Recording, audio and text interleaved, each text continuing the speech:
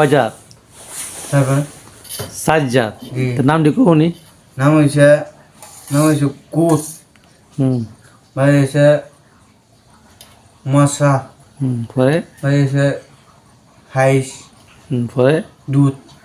এই সাজ্জাদ নাকি জি এই সাজ্জাদ দিয়ে বানায় এটা না জি এটা কি এখন কালি কিরকম সুজমে খাওয়ান দিকে ভালো আছে, খাই দাও কিরকম সুজমে ভালো।